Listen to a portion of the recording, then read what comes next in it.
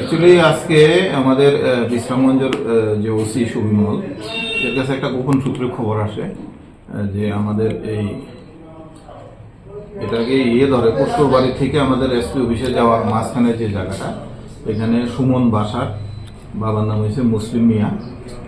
ওর বাড়ির ভেতরে কিছু মানে গাঁজা স্টোর আছে।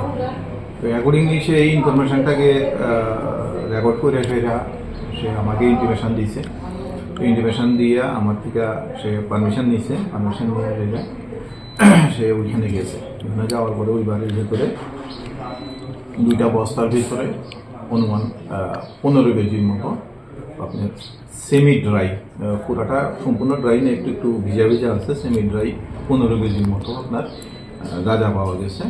আর এই গাঁজাগুলি যখন আমরা রিকভারি করতে গিয়ে সেটা তাদের বাড়ির ফ্যামিলি মেম্বার্সরা কিছু পুলিশের সাথে ধস্তাধস্তি করছে।